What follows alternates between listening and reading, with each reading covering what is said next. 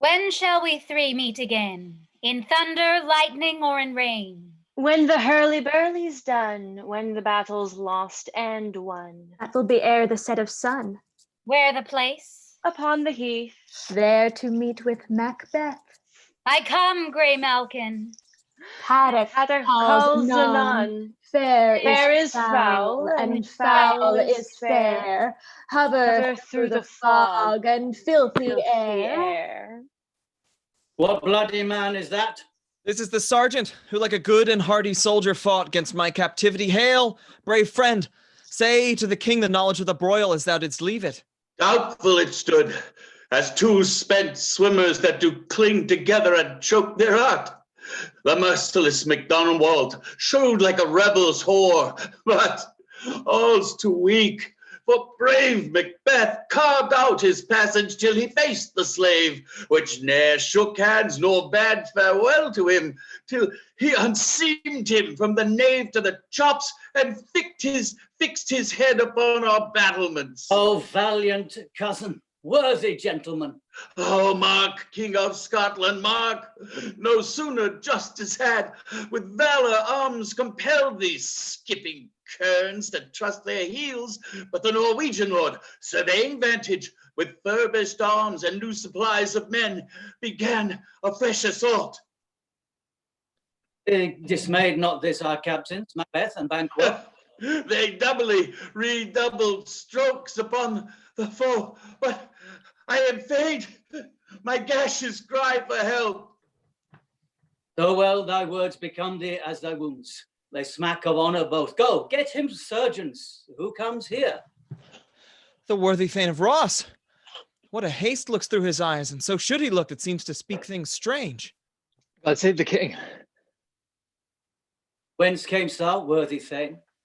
From Fife, great king, where the Norwegian banners float the sky and fan our people cold. Norway himself, with terrible numbers, assisted by that most disloyal traitor, the Thane of Cawdor, began a dismal conflict till that Bellona's bridegroom, lapped in proof, confronted him with self-comparisons, curbing his lavish spirit, and to conclude, the victory fell upon us. Great happiness. No more that Thane of Cawdor shall deceive our bosom interest. Go, pronounce his present death, and with his former title greet Macbeth. I'll see it done. What he hath lost, noble Macbeth hath won. Where hast thou been, sister? Killing swine. Sister, where thou? A sailor's wife had chestnuts in her lap, and munched, and munched, and munched. Give me, quoth I. Aroint thee, witch, the rump-fed Runyon cries. Her husband's to Aleppo gone, master of the tiger. But in a sieve I'll thither sail, and like a rat without a tail, I'll do, and I'll do. I'll give thee a wint. Thou'rt kind. And I another. I myself have all the other, and the very ports they blow, all the quarters that they know in the shipman's card.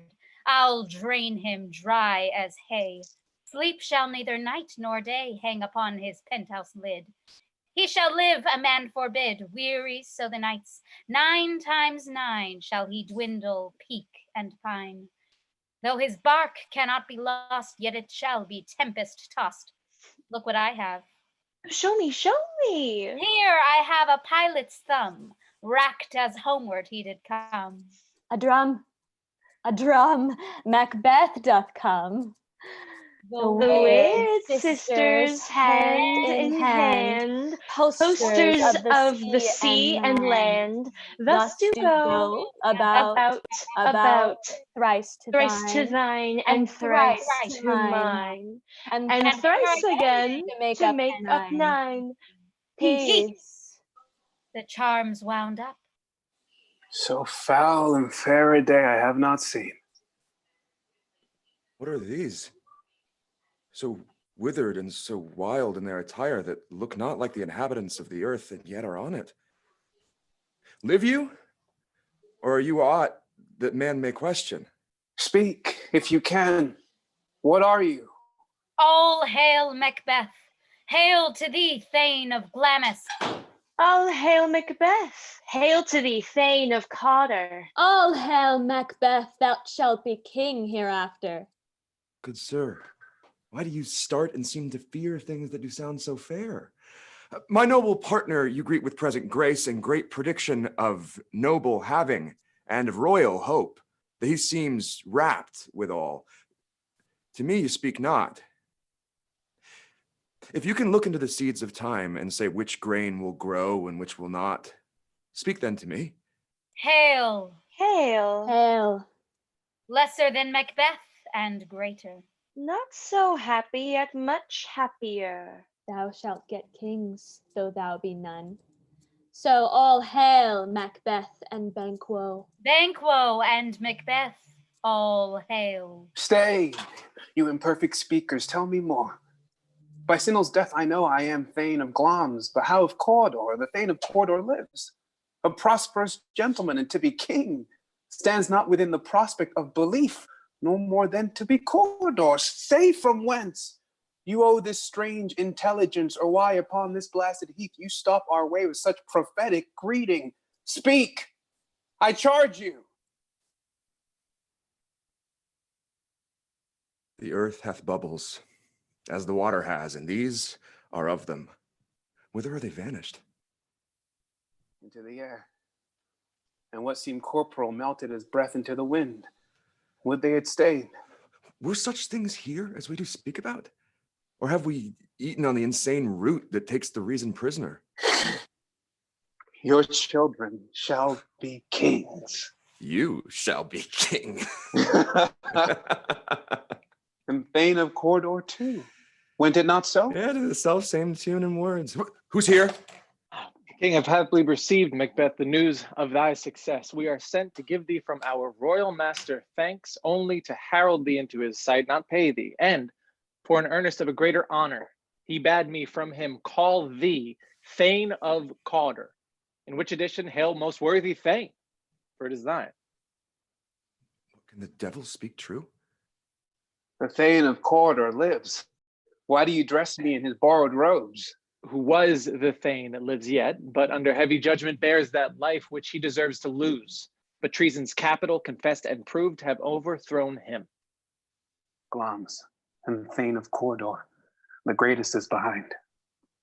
Thanks for your pains. Do you not hope your children shall be kings? Huh? When those that gave the Thane of Cawdor to me promised no less to them. That trusted home might yet enkindle you unto the crown, besides the Thane of Cawdor, but 'tis strange. And oftentimes, to win us to our harm, the instruments of darkness tell us truths, win us with honest trifles to betray us in deepest consequence. Cousin, a word, I pray?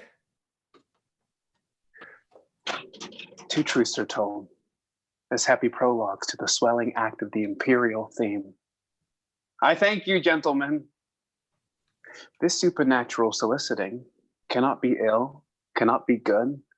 If ill, why have it given me an earnest of success, commencing in a truth I am Thane of Cawdor? If good, why do I yield to that suggestion whose horrid image doth unfix my hair and make my seated heart knock at my ribs against the use of nature? Present fears are less than horrible imaginings. My thought, whose murder yet is but fantastical, shakes my so single state of mind. That function is smothered in surmise, and nothing is but what is not. Look how our partner's wrapped. If chance will have me king, why chance may crown me without my stir. Now honors come upon him like our strange garments. They cleave not to their mold, but with the aid of use. Come what, come may, time and hour runs through the roughest day. Worthy Macbeth, we stay upon thy leisure. Give me your favor. My dull brain was wrought with things forgotten. Let us towards the king. Think upon what has chanced, and at a more time, the interim having waited, let us speak our free hearts each to each other. Very gladly. Till then, enough. Come, friends. Is execution done on Cawdor? My liege, they are not yet come back, but I have spoke with one who saw him die, who did report that very frankly he confessed his treasons, implored your highness's pardon, and set forth a deep repentance. Nothing in his life became him like the leaving it. There's no art to find the mind's construction in the face. He was a gentleman on whom I built an absolute trust. Ah, worthiest cousin, the sin of my ingratitude even now weighs heavily on me. Only I have left to say, more is thy due than more than all can pay. The service and the loyalty I owe in doing it pays itself. Welcome hither. I have begun to plant thee and will labor to make thee full of growing. Noble Banquo, that has no less deserved, nor must be known no less to have done so. Let me enfold thee and hold thee to my heart. There, if I grow, the harvest is your own. Sons, kinsmen, thanes, and you, whose places are the nearest, know we will establish our estate upon our eldest, Malcolm, whom we name hereafter the Prince of Cumberland. From hence to Inverness, and bind us to you further. The rest is labor, which is not used for you. I'll be myself the harbinger and make joyful the hearing of my wife with your approach. So humbly take my leave. My worthy Cawdor.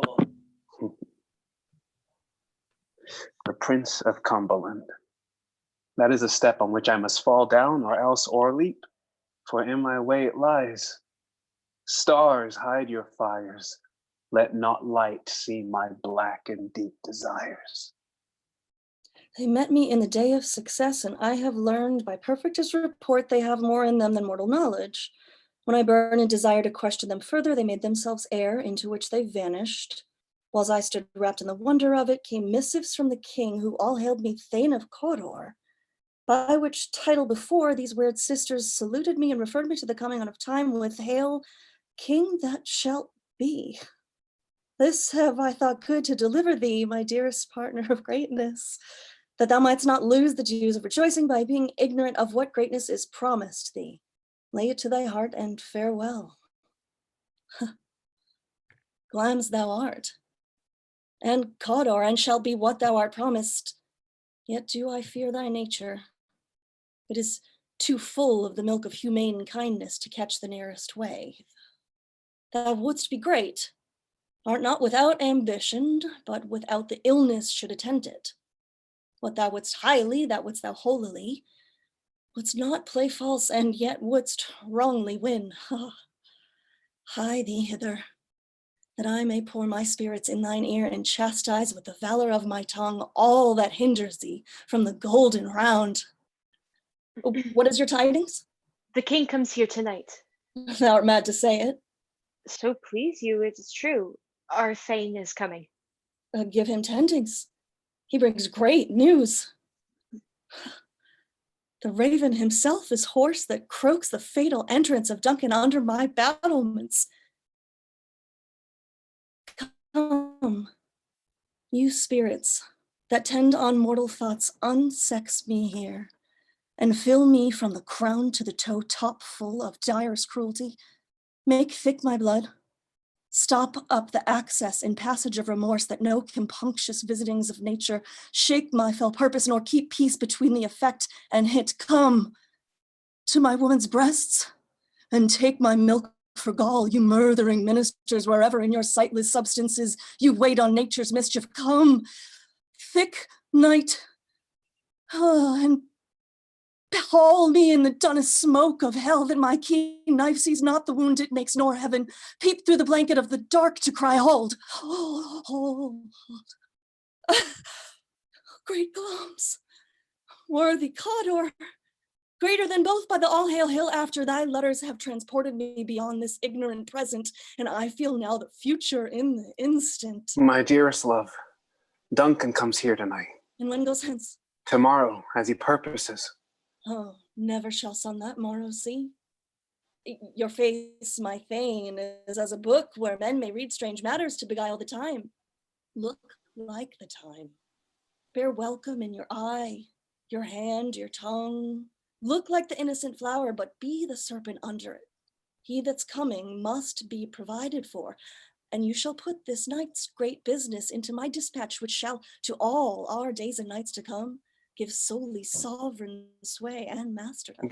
We will speak further. Only look up clear. To alter favor ever is to fear. Leave all the rest to me. This castle hath a pleasant seat. The air sits nimbly and sweetly recommends itself unto our gentle senses. I have observed the air is delicate. Oh, see, our honored hostess.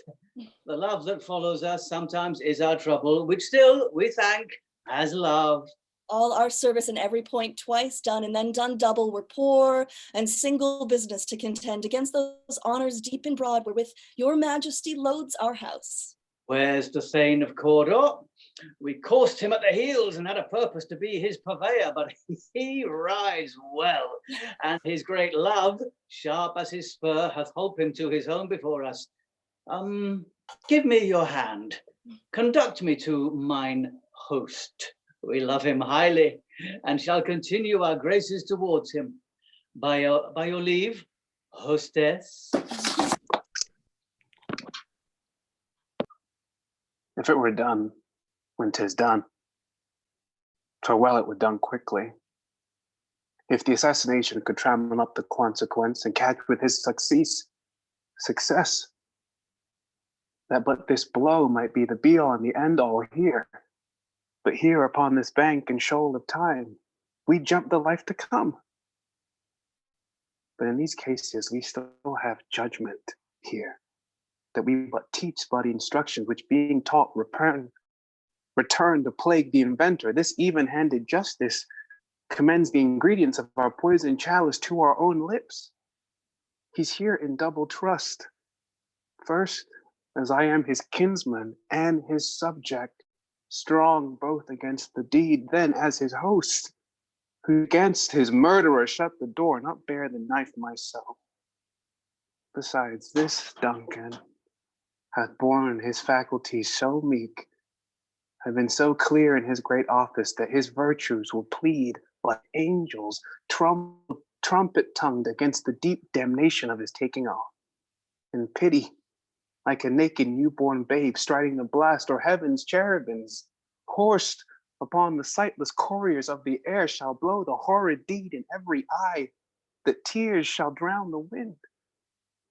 I have no spur to prick the side of my intent, but only vaulting ambition, which o'erleaps itself and falls over the other.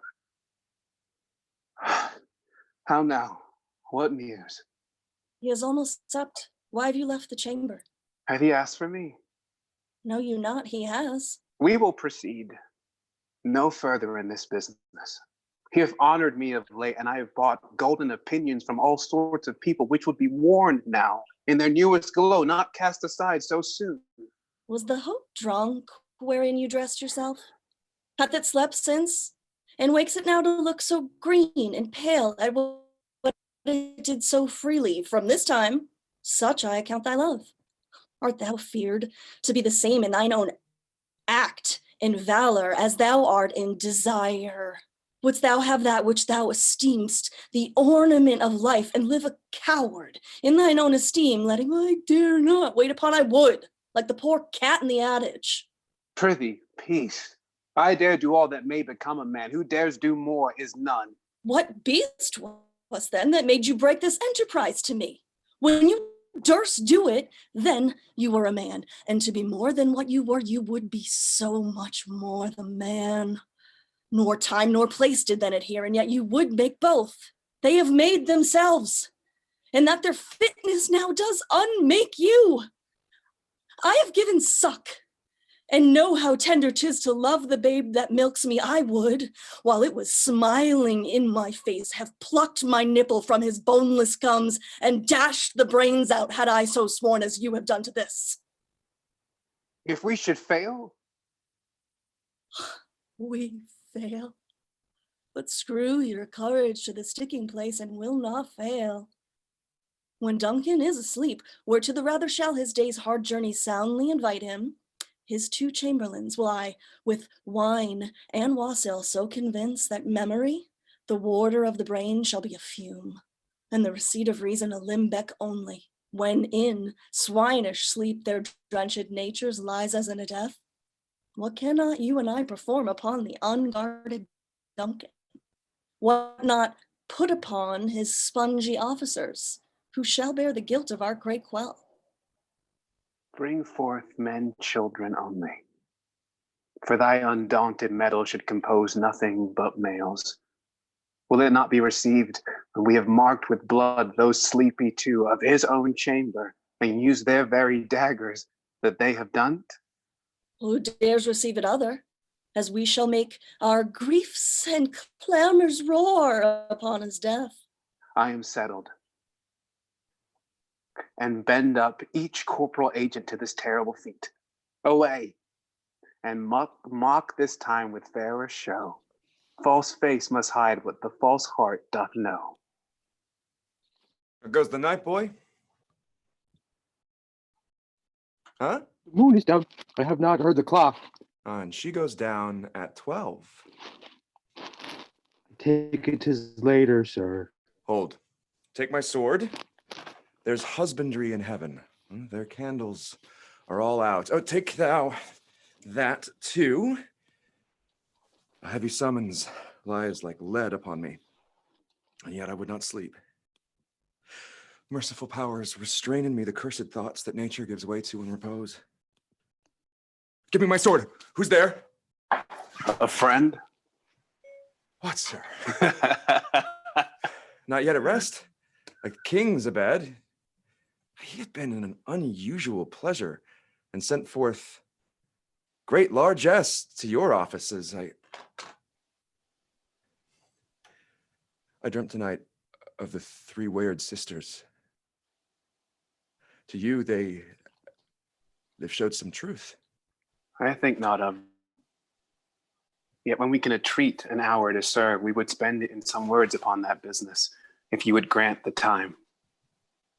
At your kind's pleasure. If you shall cleave to my consent, when 'tis it shall make honor for you. So I lose none in seeking to augment it, but still keep my bosom franchised and my allegiance clear. I shall be counseled. Good repose the while. Thanks, sir. Like to you.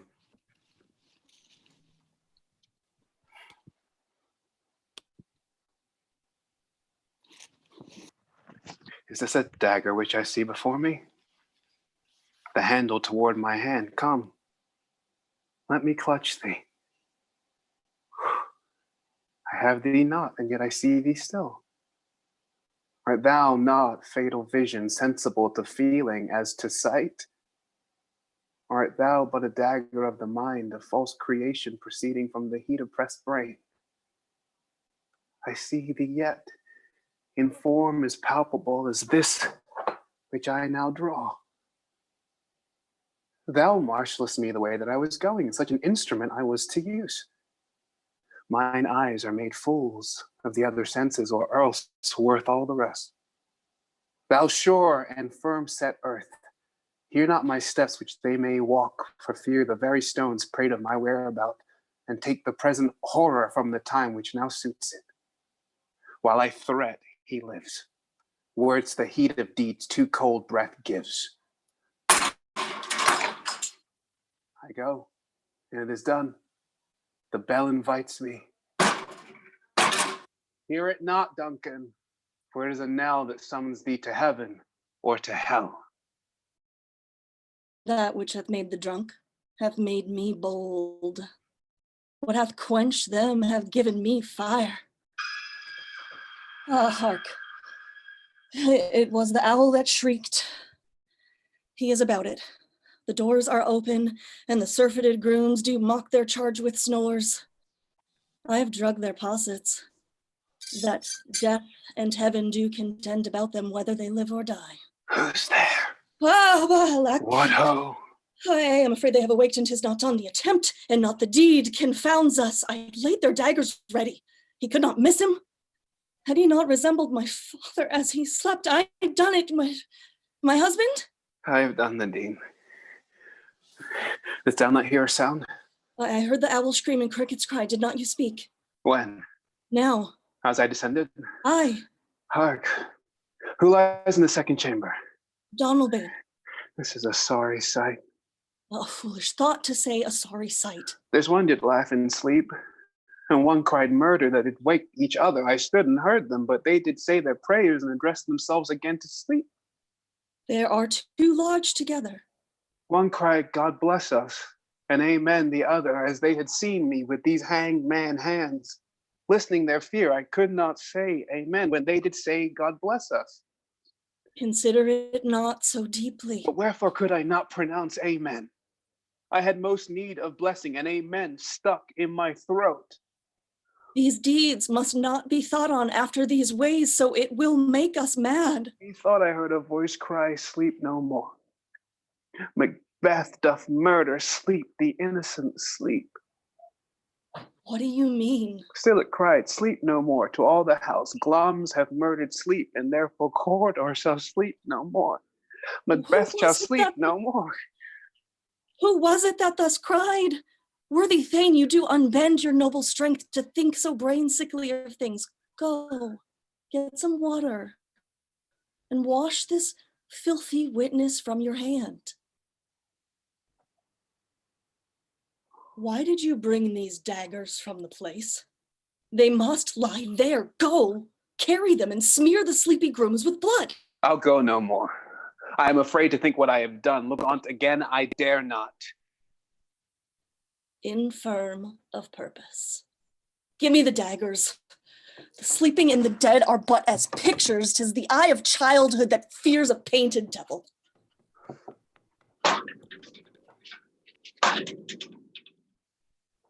Whence is that knocking? How is with me when every noise appalls me? What hands are here? Ah, they pluck out mine eyes. Will all great Neptune's oceans wash this blood clean from my hand? No.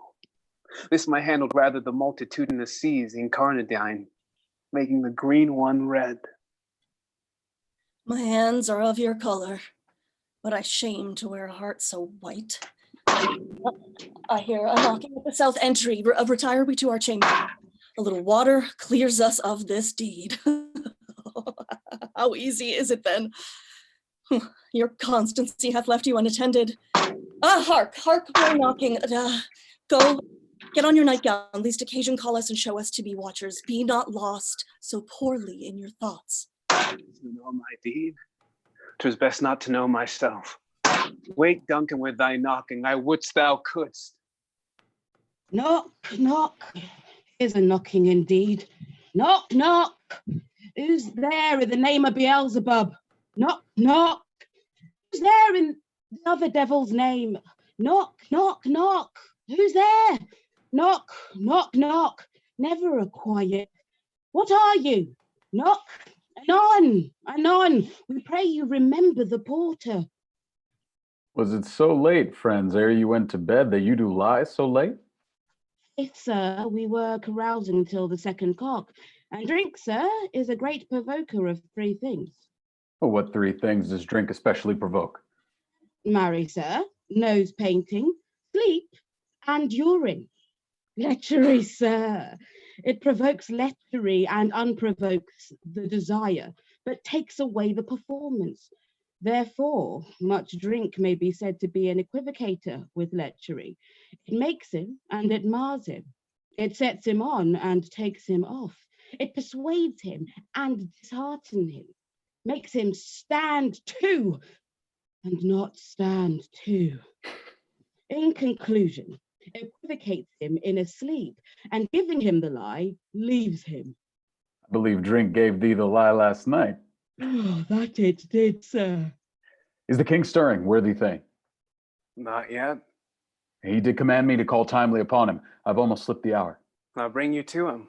I'll make so bold to call, for 'tis my limited service. Goes the king hence today? He does. He did appoint so. The night has been unruly. Where we lay, our chimneys were blown down, and as they say, the lamentings heard in there.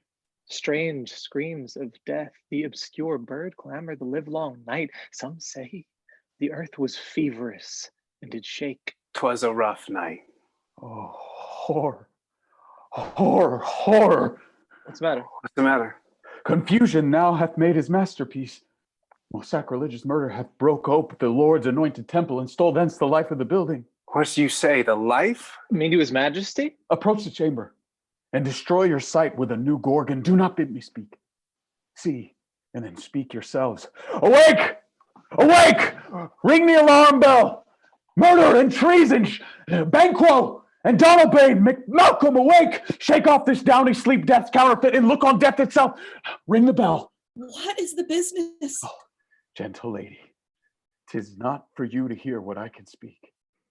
Banquo, our royal master is murdered. What? Alas, what in our house?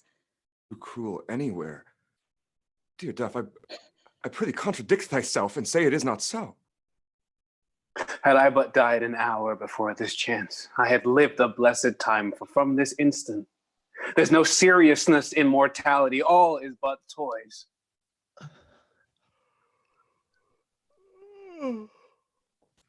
What is amiss? You are, and do not know it. Your royal father is murdered. Oh. By whom? Those of his chamber, as it seemed, had done it. And yet I do repent me of my fury that I did kill them. Wherefore did you so? Who can be wise, amazed, temperate, and furious, loyal and neutral in a moment? No man. The expedition of my violent love outrun the pause of reason. Here lay Duncan, his silver skin laced with his golden blood, and his gashed stabs looked like a breach in nature for ruin's wasteful entrance.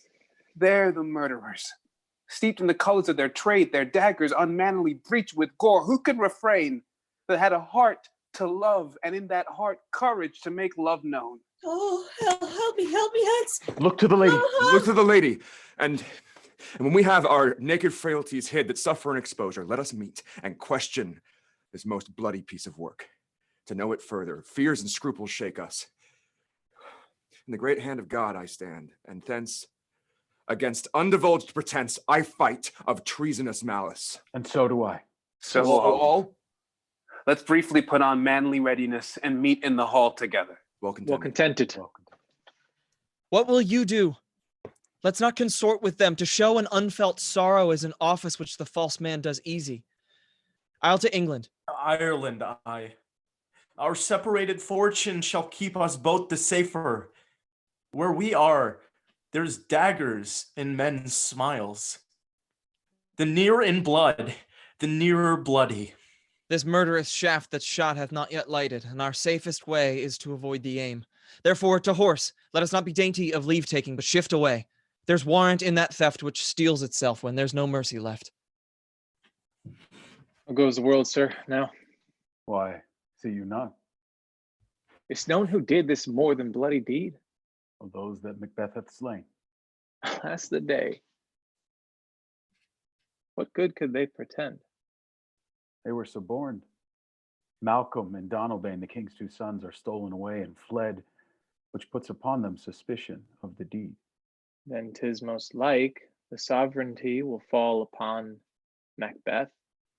He's already named and gone to Scun to be invested. Will you to Scun? No, cousin Altafife. Well, I will thither. Well, may you see things well done there. Adieu, lest our old robes sit easier than our new. God's benison go with you and with those that would make good of bad and friends of foes.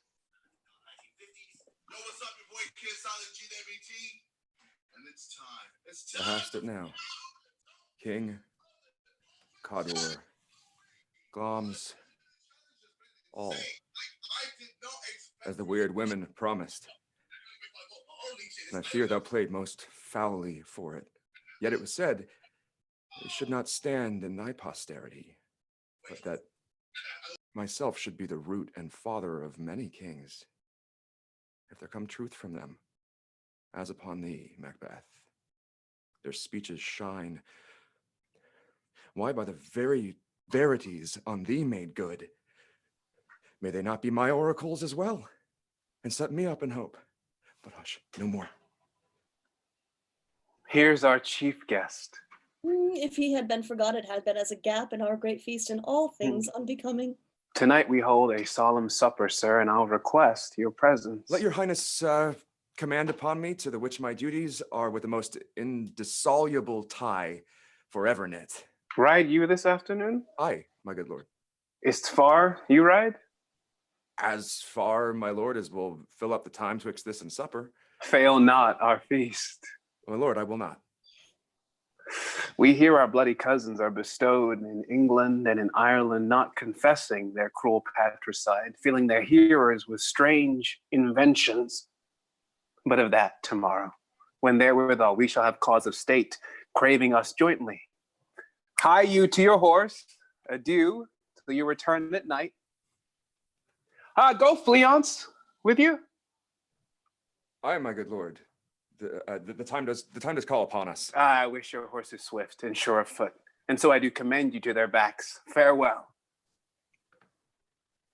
Sirrah, a word with you. Attend those men of our pleasure. They are, my lord, without the palace gate.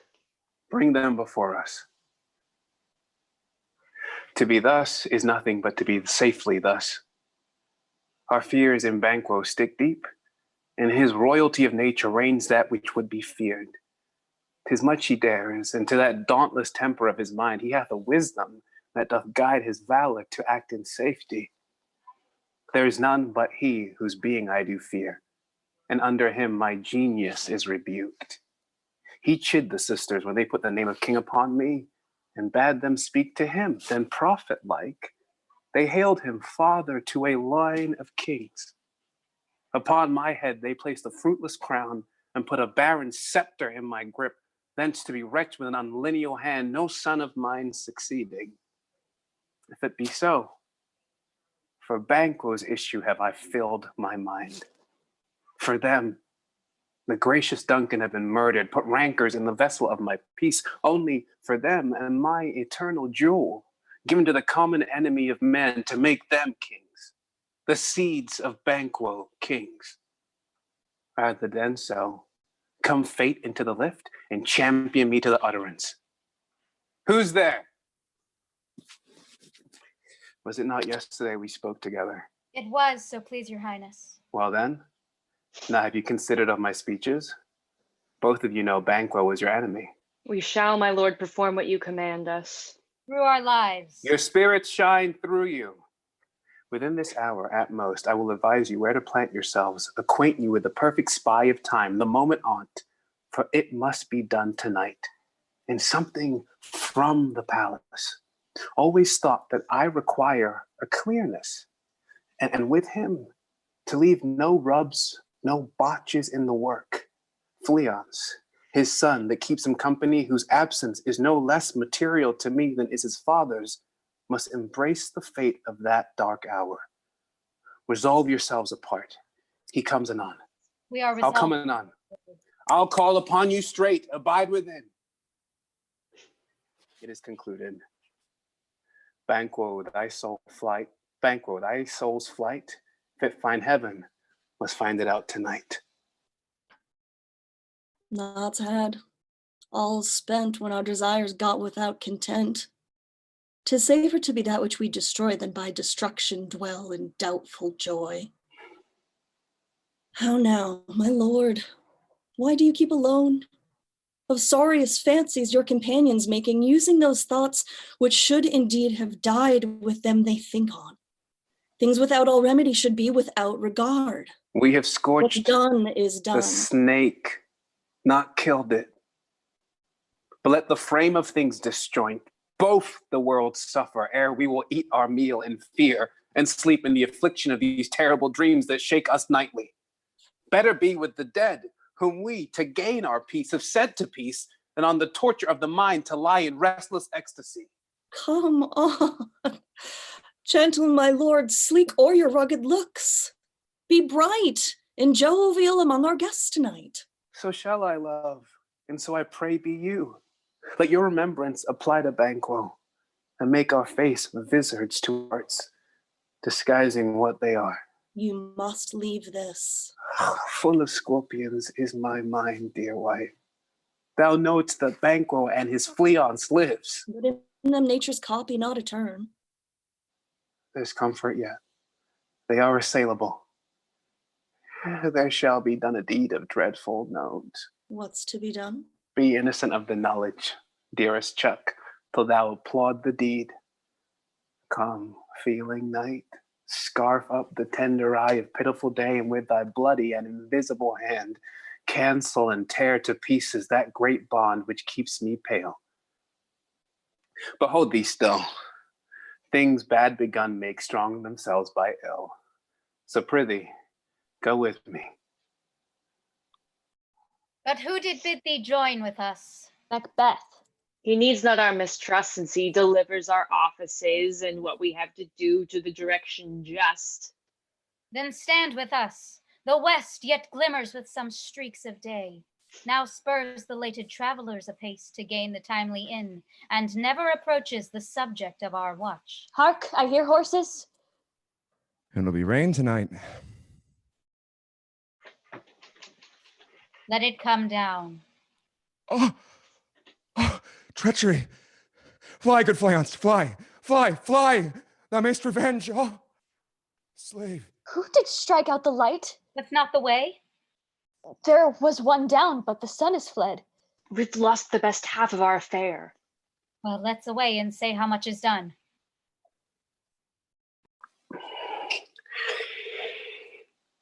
You know your own degrees. Sit down. At first and last, the hearty welcome. Ourselves will mingle with society and play the humble host. And now we'll drink a measure to the table round. Hey, there's blood upon thy face. 'Tis Banquo's then. 'Tis better thee without than he within. Is he dispatched? My lord, his throat is cut. Thou That I art did for him. Thou art the best of the cutthroats. Yet he's good that did the like for fleance. If thou didst fit, thou art the nonpareil. Most royal, sir, fleance escaped. Then comes my fit again. I had else been perfect, but Banquo's safe. Aye, my good lord. Safe in a ditch he bides, with 20 trenched gashes on his head. Thanks for that. Get thee gone. Tomorrow we'll hear ourselves again. My royal lord, you do not give the cheer. Ah, sweet remembrancer. Now good digestion, wait on appetite, and health to both. May it please your highness, sit. Here had we now our country's honor roofed, were the grace person of our Banquo present, who may I rather challenge for unkindness than pity for mischance. His absence, sir, lays blame upon his promise. Pleased your highness to grace us with your royal company. The table's full. Here's a place reserved, sir. Where? Here, my good lord. What is that moves your highness? Which of you have done this? What, my good lord? Thou canst not say I did it. Ne'er shake thy gory locks at me. Rise, his highness is not well. Sit, worthy friends. My lord hath been from his youth. Pray you, keep seat. The fit is momentary. Upon a thought, again he will be well. If much you note him, you shall offend him and extend his passion. Feed and regard him not. Are you a man? Aye, and a bold one, but there look on that which might appall the devil. Proper stuff.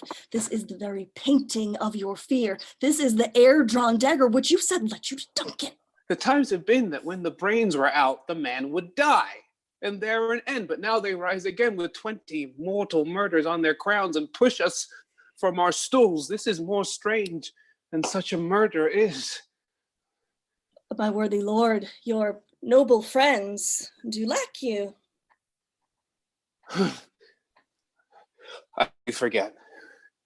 Do not muse at me, my most worthy friends. I have a strange infirmity which is nothing to those that know me. Come, love and health to all. Then I'll sit down. Give me some wine, huh? Full. I'll drink to the general joy of the whole table and to our dear friend Banquo, whom we miss, would he were here. Our duties in the pledge. Avaunt! And quit my sight! Think of this, good peers, but as a thing of custom, 'tis no other, only it spoils the pleasure of the time. What man dare? I dare. Hence! Horrible shadow. Unreal mockery. Hence! Why so, being gone? Is gone. I am a man again.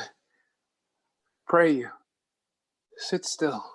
You have displaced the mirth, broke the good meeting with most admired disorder. Can such things be? You make me strange even to the disposition that I owe, and now I think you can behold such sights and keep the natural ruby of your cheeks when mine is blanched with fear. What sights, my lord? I pray you, I speak not. He grows worse and worse. Question enrages him. At once, good night. Stand not upon the order of your going, but go at once. Good night, and better health attend his majesty. A kind good night to all. It will have blood, they say. Blood will have blood. Stones have been known to move and trees to speak. What is the night? Almost at odds with morning, which is which? How sayest thou that Macduff denies his person at our great bidding? Did you send to him, sir? I hear it, by the way, but I will send. There's not a one of them, but in his house I keep a servant fed. I will tomorrow, and betimes I will to the wayward sisters. More shall they speak, for now I am in blood, stepped in so far that should I wade no more, returning were as tedious as go o'er. Strange things have I in my head that will to hand, which must be acted ere they may be scanned. You lack the season of all natures. Sleep. Come, we'll to sleep. My strange and self-abuse is the initiate fear that wants hard use. We are yet but young indeed. Thrice the brinded cat hath mewed. Thrice and once the hedge pig whined. Harpier cries, 'tis time, 'tis time. Round about the cauldron go, in the poisoned entrails throw. Double, double, toil and trouble. Fire, burn, and cauldron bubble. Fillet of a fenny snake in the cauldron boil and bake. Eye of newt and toe of frog, wool of bat and tongue of dog for a charm of powerful trouble, like a hell broth boil and bubble. Double, toil and trouble. Fire, burn, and cauldron bubble. Scale of dragon, tooth of wolf, witch's mummy, maw and gulf, of the raven's salt she shark, root of hemlock, dig it in the dark. Finger of a birth strangled babe, ditch delivered by a drab, make the gruel thick and slab. Add thereto a tiger's chaudron for the ingredients of our cauldron. Double, and toil and trouble. Fire, burn, and cauldron bubble. Cool it with a baboon's blood, then the charm is firm and good.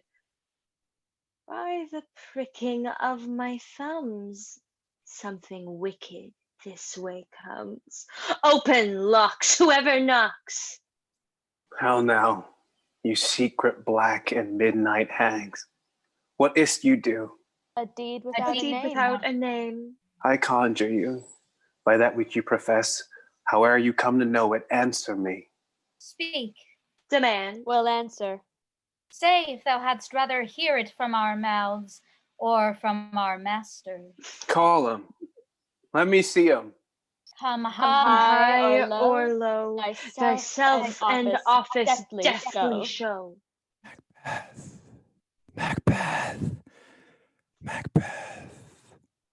Beware Macduff. Beware the Thane of Fife. Dismiss me.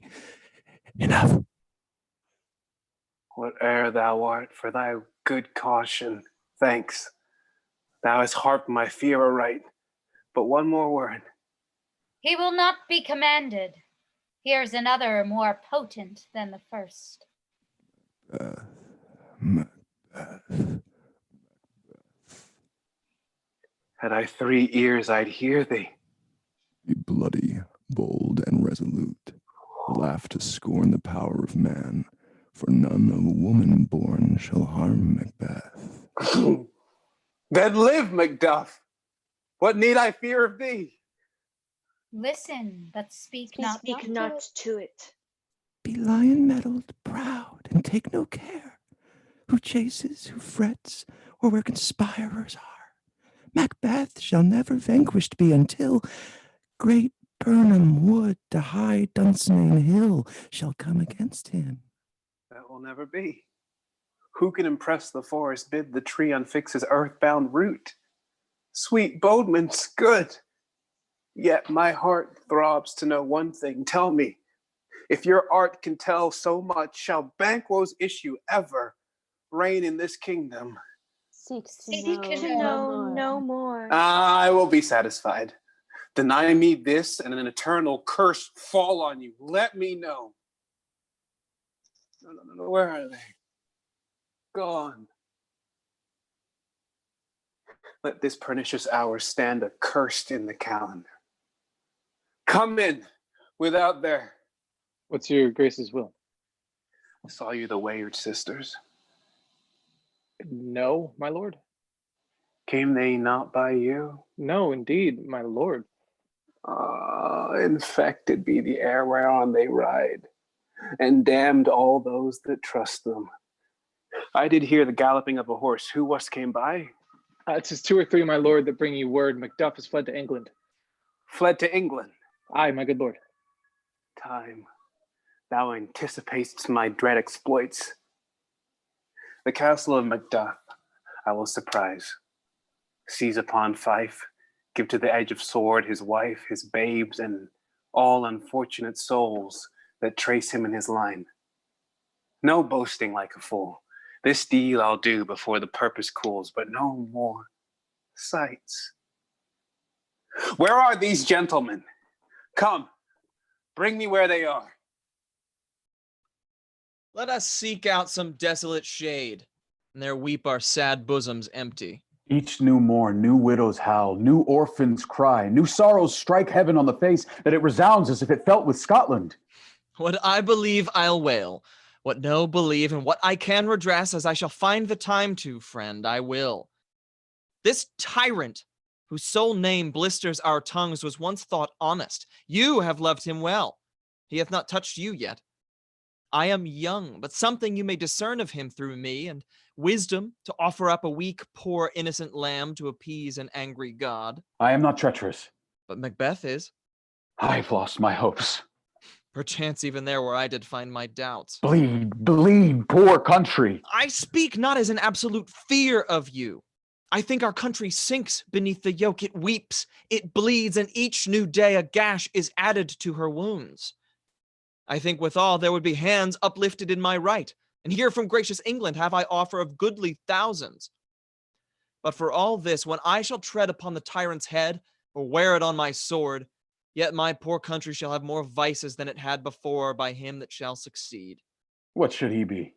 It is myself, I mean, in whom I know all the particulars of vice so grafted. Not in the legions of horrid hell can come a devil more damned in evils to top Macbeth. I grant him bloody, but there's no bottom, none to my voluptuousness. Your wives, your daughters, your matrons, and your maids could not fill up the cisterns of my lust. Better Macbeth than such a one to reign. No, but fear not yet to take upon you what is yours, you may. I should cut off the nobles for their lands, desire his jewels, this other's house, and my more having would be as a sauce to make me hunger more, that I should forge quarrels unjust against the good and the loyal, destroying them for their wealth. This avarice sticks deeper, grows with more pernicious root than summer seeming lust, and it hath been the sword of our slain kings. Yet do not fear, Scotland hath foisons to fill up your will of your mere own. All this are portable with other graces weighed. But I have none. These king-becoming graces as justice, verity, temperance, stableness, bounty, perseverance, mercy, lowliness, devotion, patience, courage, fortitude. I have no relish of them, but abound in the division of each several crime, acting it many ways. Nay, had I power, I should pour the sweet milk of concord into hell, uproar the universal peace, confound all unity on earth. Oh, Scotland, Scotland. If such a one be fit to govern, speak. I am as I have spoken. Fit to govern? No, not to live. Oh, nation miserable, with an untitled tyrant, bloody sceptered, when shalt thou see thy wholesome days again? Since that the truest issue of thy throne by his own interdiction stands accursed, and does blaspheme his breed. Thy royal father was a most sainted king. The queen that bore thee oftener upon her knees than on her feet died every day she lived. Fare thee well. These evils thou repeatst upon thyself have banished me from Scotland. Oh, my breast, thy hope ends here. Macduff, this noble passion, child of integrity, hath from my soul wiped the black scruples, reconciled my thoughts to thy good truth and honor. Devilish Macbeth by many of these trains hath sought to win me into his power, and modest wisdom plucks me from overcredulous haste. But God above deal between thee and me now. I put myself to thy direction, and vouch speak mine own detractions. Here abjure the taints and blames I laid upon myself for strangers to my nature. I am yet unknown to woman, ne'er was forsworn, scarcely have coveted what was mine own, and at no time broke my faith, would not betray the devil to his fellow, and delight no less in truth than life. My first false speaking was this upon myself. What I am truly is thine, and my poor country's to command. Whither, indeed, before they hear reproach, old Seward with 10,000 warlike men already at a point was setting forth. Now we'll go together, and the chance of goodness be like our warranted quarrel. Why are you silent? Such welcome and unwelcome things at once. It's hard to reconcile. See, who comes here? My countryman, but I know him not. My ever-gentle cousin. Welcome hither. Stand Scotland where it did. Last poor country, almost afraid to know itself. And cannot be called our mother, but our grave, where nothing, but who knows nothing, is once seen to smile. Well, what's the newest grief? How does my wife? Well. And my children? Yeah, well too. The tyrant has not battered at their peace. No, they were well at peace when I did leave them. When I came hither to transport the tidings which I have heavily borne, there ran a rumor of many worthy fellows that were out, which was to believe, witness the rather, for that I saw the tyrant's power afoot. Now is the time of help. Your eye in Scotland would create soldiers, make our women fight to doff their dire distresses. Be it their comfort. We are coming thither. Gracious England has lent us good Seward and 10,000 men, an older and a better soldier none that Christendom gives out. I could answer this comfort with the like, but I have words that would be howled out in the desert air, where hearing should not latch them. What concern they? The general cause, or is it a fee grief due to some single breast? No mind that's honest, but in it shares some woe, though the main part pertains to you alone. Well, if it be mine, keep it not from me. Quickly, let me have it. Let not your ears despise my tongue forever, which shall possess them with the heaviest sound that ever yet they heard. I guess that. Your castle is surprised. Your wife and babes savagely slaughtered. Merciful heaven. What, man, ne'er pull your hat upon your brows, give sorrow words. The grief that does not speak whispers the o'erfraught heart and bids it break. My children, too? Wife, children, servants, all that could be found. And I must be from thence my wife killed too. I've said. Be comforted. Let's make us medicines of our great revenge to cure this deadly grief. She has no children, all my pretty ones. Did you say all? Oh God, all! Well, all my pretty chickens and my dam at one fell swoop. Dispute it like a man. I shall do so! But I must also feel it as a man. I cannot but remember such things that were most precious to me. Or did heaven look on and would not take their part? Sinful Macduff, they were all struck for thee, not that I am, not for their own demerits, but for mine fell slaughter on their souls. Heaven rest them now. Be this the whetstone of your sword. Let grief convert to anger. Blunt not the heart, enrage it! Oh, I could play the woman with mine eyes and the braggart with mine tongue. Gentle heavens, cut short all intermission, front to front. Bring thou this fiend of Scotland and myself. Within my sword's length set him, and if he escape, heaven forgive him too. This time goes manly. Come, go we to the king. Our power is ready, and our lack is nothing but our leave. Macbeth is ripe for shaking, and the powers above put on their instruments. Receive what cheer you may. The night is long that never finds the day. I have 2 nights' watch with you, but can perceive no truth in your report. When was it she last walked? Since His Majesty went into the field, I have seen her rise from her bed, throw her nightgown upon her, unlock her closet, take forth paper, fold it, write upon it, read it, afterward seal it, and again return to bed, yet all this while in a most fast sleep. A great retribution in nature to rescue at once the benefit of sleep and do the effects of watching. In this slumbery agitation, besides her walking and other actual performances, what at any time have you heard her say? That, sir, which I will not report after her. You may to me, and 'tis most meet you should. Neither to you nor anyone, having no witness to confirm my speech. Oh, look you, here she comes. This is her very guise, and upon my life, fast asleep. Observe her, stand close. How came she by that light? Why, it stood by her. She has light by her continually. 'Tis her command. You see her eyes are open? Aye, but their scents are shut. Yet here's a spot. Out. Damn spot. Out, I say. 1, 2. Why then 'tis time to do it. Hell is murky. Fie, my lord, fie, a soldier and a feared. What need we fear? Who knows it when none can call our power to account? Yet who would have thought that the old man would have had so much blood in him? The Thane of Fife had a wife, where is she now? What? Will these hands ne'er be clean? No, no, more of that. No more of that, my lord, you mar with all this starting. Go to, you have known what you should not. She has spoke what she should not, I am sure of that. Heaven knows what she has known. Here's the smell of blood still.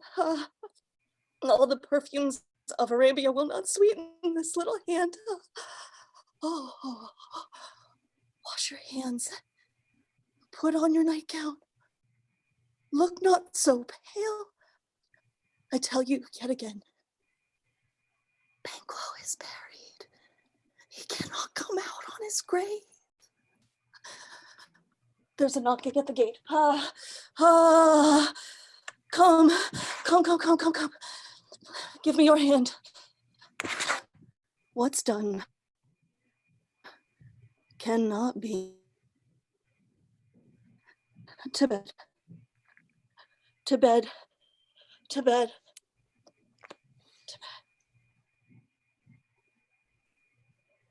Will she go now to bed? Directly. Foul whisperings are abroad. Look after her. Remove from her the means of all annoyance and still keep eyes upon her. So good night. My mind she has made it and amazed my sight, I think, but dare not speak. Good night, good doctor. Bring me no more reports. Let them fly, oh, till Burnin Wood remove to Dunsinane I cannot taint with fear. What's the boy, Malcolm? Was he not born of woman? The spirit that knows all mortal consequences have pronounced me thus: fear not, Macbeth, no man that's born of woman shall ever have power upon thee. Then fly, false thanes, and mingle with the English epicures. The mind I sway by and the heart I bear shall never sag with doubt, no shake with fear. The devil damn thee, black, thou cream-faced loon. Where goest thou, that goose look? There is 10,000 geese? Villain? Soldiers, sir. What soldiers, Patch? The English force, so please you. Satan, I am sick at heart. I have lived long enough, my way of life is fallen into the sear, the yellow leaf, and that which should accompany old age, as honor, love, obedience, troops of friends, I must not look to have, but in their stead, curses, not loud, but deep mouth, honor, breath, which the poor heartmate would fain deny and dare not. I'll fight till from my bones my flesh be hacked. Give me my armor. 'Tis not needed yet. I'll put it on, send out more horses, scour the country road, hang those that stand in fear. Give me mine armor. How does your patient, doctor? Not so sick, my lord, as she is troubled with the thick coming fancies that keep her from her rest. Cure her of that. Canst thou minister to a mind diseased, pluck from the memory of rooted sorrow, raise out the written troubles of the brain, and with some sweet, oblivious antidote, cleanse the stuffed bosom of that perilous stuff which weighs upon the heart? Therein the patient must minister unto himself. Throw physic to the dogs. I'll none of it. I will not be afraid of death and bane, till burn and forest come to Dunsinane. Cousins, I hope the days are near at hand that Chambers will be safe. We doubt it nothing. What wood is this before us? The wood of Burnham. Let every soldier hew him down a bough and bear it before him. Thereby shall we shadow the numbers of our host and make discovery ere in report of us. It shall be done. We know no other, but the confident tyrant keeps still in Dunsinane, and will endure our setting down before it. 'Tis his main hope, but certain issue strokes must arbitrate, towards which advance the war.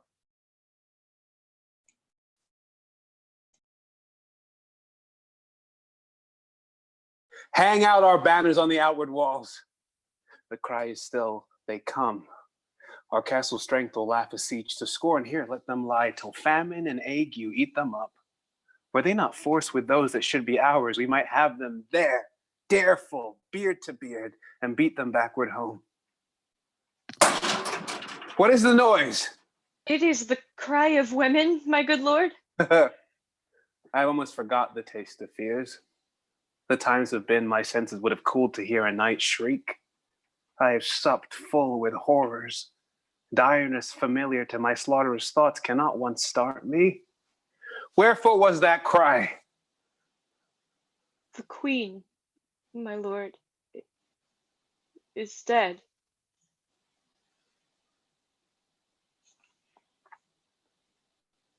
She should have died hereafter. There would have been time for such a word.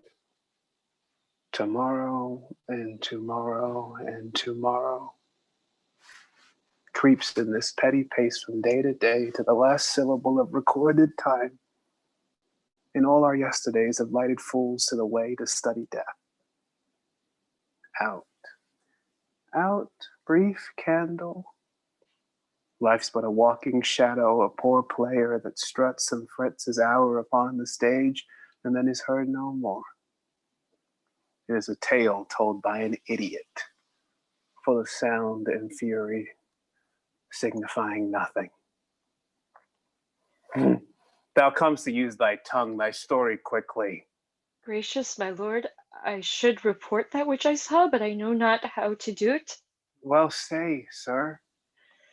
As I did stand my watch upon the hill, I looked toward Burnham, and anon methought the wood began to move. Liar and slay. Let me endure your wrath, if it not be so. Within this 3 mile you may see it coming, I say, a moving grove.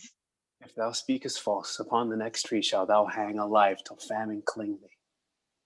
If thy speech be sooth, I care not if thou dost for me as much. I pull in resolution and begin to doubt the equivocation of the fiend that lies like truth. Fear not, till burning wood do come to Dunsinane, and now a wood comes to Dunsinane. Arm! Arm and out. They have tied me to a stake. I cannot fly, but bear-like I must fight the course. What's he that was not born of a woman? Such a one am I to fear, or none. Ring the alarm bell! Blow, wind! Come, rack! At least we'll die with harness on our back. What is thy name? Thou be afraid to hear it. No, though thou callest thyself a harder name than any is in hell. My name's Macbeth. The devil himself cannot pronounce a title more hateful to mine. No more fearful. Thou liest, abhorred tyrant. With my sword, I'll prove the lie thou speakst. They fight. They fight. Young Seward is killed by Macbeth. That was born of a woman. But swords I smile at, weapons laugh to scorn, brandished by man that's of a woman born. Why should I play the Roman fool? Why should I play the Roman fool and die on mine own sword, whilst I see lives, the gashes do better upon them? Turn, hellhound, turn. Of all men else I would have avoided thee. But get thee back, my soul is too much charged with blood of thine already. I have no words. My voice is in my sword, thou bloodier villain than terms can give thee out. Thou losest labor. I bear a charmed life which must not yield to one of a woman born. Despair that charm, and let the angel whom thou still hast served tell thee, Macduff was from his mother's womb untimely ripped. Accursed be that tongue that tells me so, for it hath cowed my better part of man. And be these juggling fiends no more believed than palter with a double sense that keep the word of promise to our ear and break it to our hope. I'll not fight with thee. Then yield thee, coward, and live to be the show and gaze of the time. We'll have thee, as our rare monsters are, painted upon a pole, and underwrit, here may you see the tyrant. I will not yield. To kiss the ground before young Malcolm's feet, lay on, Macduff, and damned be him that first cries hold enough. They fight. They fight.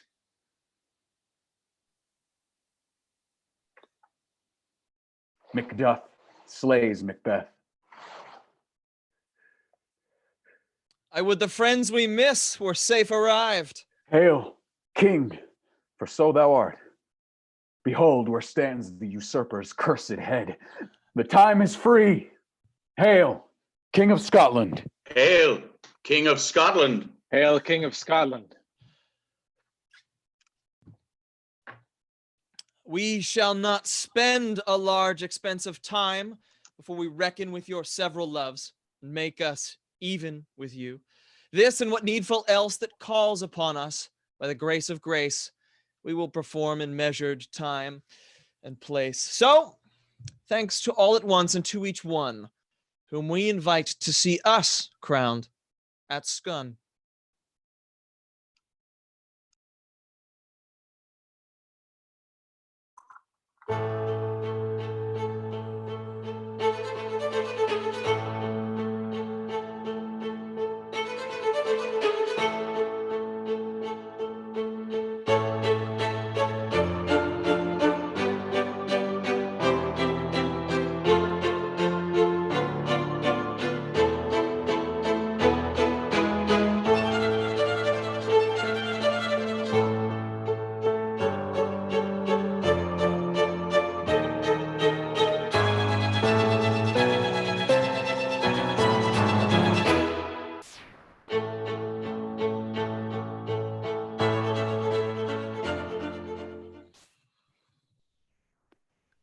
Yay!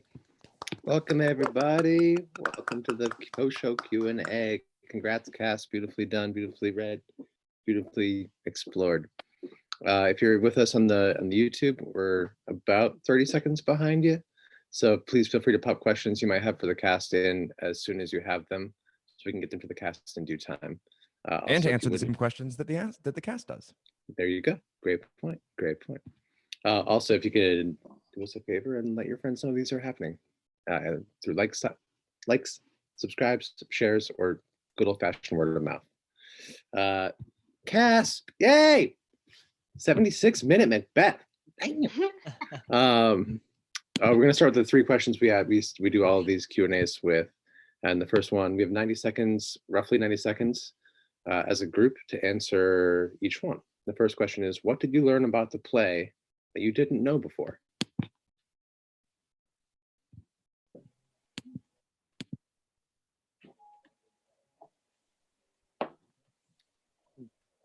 What did you know about the play that you didn't know before? You know, Alex, I think, was saying in the read-through yesterday, talking about play and fun with this show and how, like, I was surprised at how much fun this play was.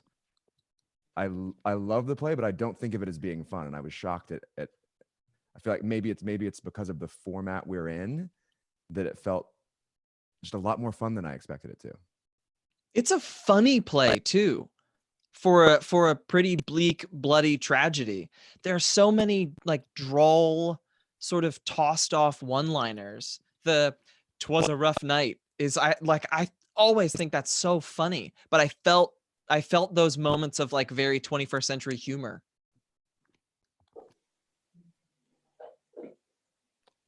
I think Colin is talking, but I think he's muted. Let me see if I can get that. Colin, can you hear us? Mayhaps not. You talking to me? Yeah. Sorry, mate. I was just making myself I got myself a rice cake and a bit of butter on it. I nipped out into.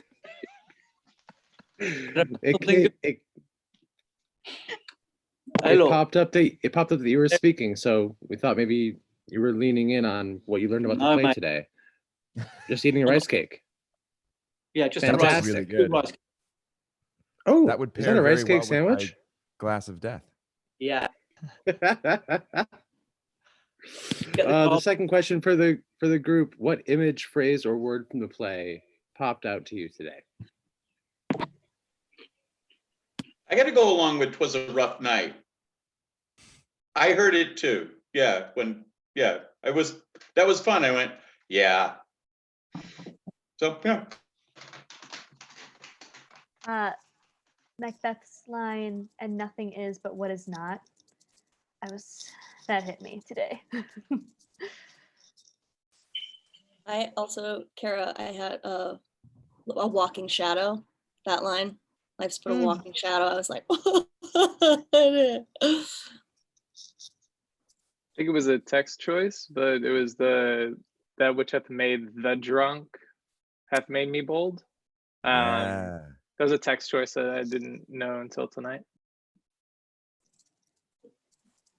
The word tyrants, which I think, because of the other plays we've been doing, just how often that's popping up throughout is interesting to me. This was the cut was done from a text that was sent requested in a previous version of Macbeth that some of us have worked on late last year. But the line, "the way to study death" versus "the way to dusty death," which is more commonly heard. Even hearing it tonight was like, oh, as we're like working on studying a medium or figuring out a medium, it's like, is it dusty or is it studying? That popped up tonight. There's also, I don't remember, Macduff had a line about the good things and the bad things at the same time are hard to reconcile. And I'm misquoting it. But hearing that and something we were talking about prior, Alex, about just like the current moment and feeling kind of bizarrely okay when I feel generally not okay prior to quarantine. that side by side of like, there's a lot of good and a lot of bad at the same time, and it's hard to reconcile that. I heard that conversation in that line today. Anyone else? I heard that too, just seconding that. I also heard it because I was like, there's such a weird expectation that hearing all this good stuff takes away from all the bad stuff he just heard, and how something about that feels connected to now. Just like it takes time to process the good, the bad, the all of it, and there should be no expectation to do that instantaneously. I heard that too. Awesome. The third question, before we hop over to the audience questions, why does this play matter to you right now? Why does this play matter to you right now? Okay, so this kind of ties back to like things that struck us first this time about this play. It starts so exhausted, like the battle is done and like you're walking away from the battlefield, and then it turns out that there's like a whole nother series of bloody encounters, and that's kind of how life feels right now. Is like I and people I talk to, like we get through each day and we're like, okay, we made it through, and then doing it all over again, I think that really struck me this time, with just this idea of like, all right, like there's gonna be something tomorrow and there's gonna be something the next day, and like how you get through it matters, but just to get through it.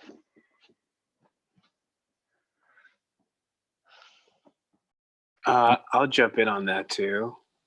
And the sense of like, in it, adding to that, the sense of like, if it's out of your hands, which is not about not being active, but the sense of like something is unfolding, and it's a play about like relinquishing control and his inability to do that, and Lady Macbeth's inability, and that feels totally like, which is not about not doing anything, but just being like, something is happening and I have to release and like face the day and day. So trying to decide what's happening feels like it's important.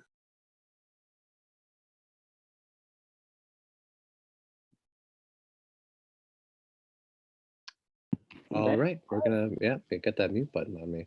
That's me. Sliding into the YouTube comments and questions, Adam M writes, fair and foul, night and day, light and dark, and now our normal is not normal. Were you thinking about this during the performance?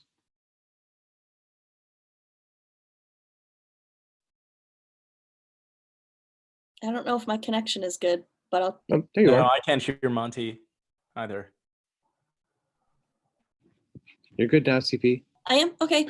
I wasn't thinking about it specifically during it, but I definitely feel like what we are communally going through is we're carrying with us as artists. So I feel like I felt very present and just feeling what I was feeling, which is kind of, the beauty of theater, but art also. So it was with me, but not in a like ever-present conscious way. I think it's like what I carried up to the moment and then tossed away, if that makes any sort of sense.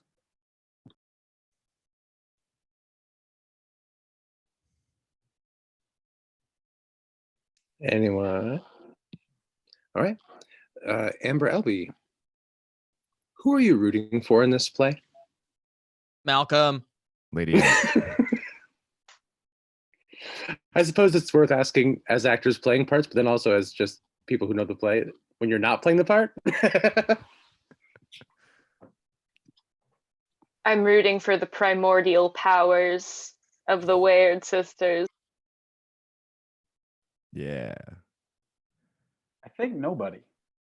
This is one of the few Shakespeare plays where I feel, regardless of tragedy comedy, there's not a distinct, there's a protagonist, but sort of that new comic book trope of like, he's more of an anti-hero than a hero, right? Like he's the titular character, he's the guy who has the most lines in the play, you're following mostly his journey, all that sort of stuff.